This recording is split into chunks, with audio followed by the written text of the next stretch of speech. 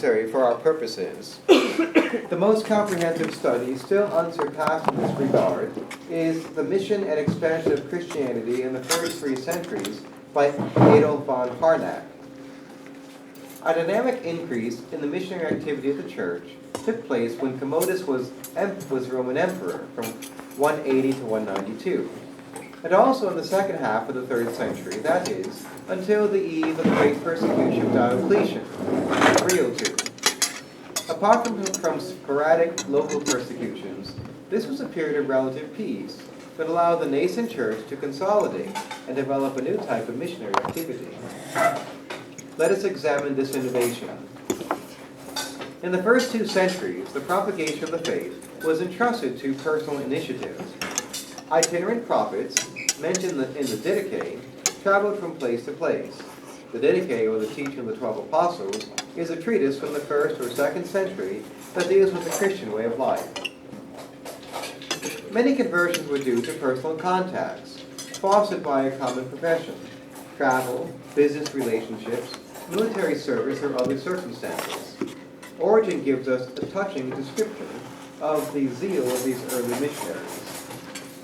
Christians do not neglect, as far as it lies within them, to take measures to disseminate their doctrine throughout the whole world.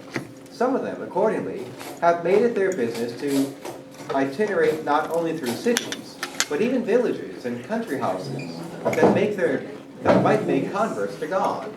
And no one would maintain that they did this for the sake of gain, when sometimes they would not accept even necessary sustenance. By the second half of the 3rd century, these personal initiatives were increasingly coordinated and partly replaced by the local community. The bishop took the upper hand over the individual leaders, partly as a response to the erosive forces of the Gnostic heresy, and he became a director of the community's internal life and the driving force of missionary activity. The community was by now the principal evangelizer, to the point that Harnack, not much of a sympathizer for the institution, said, quote, "We may take it for granted that the mere existence and persistent activity of the individual Christian communities did more than anything else to bring about the extension of the Christian religion." Albert von Harnack died in 1930 and is a Lutheran theologian and historian, noted for his rejection of traditional formulations of many dogmas. Continuing, toward the end of the 3rd century, the Christian faith had penetrated virtually every lay of society. By now it had its own literature in Greek, and to a lesser extent in Latin. It had acquired a solid internal organization, and was starting to construct large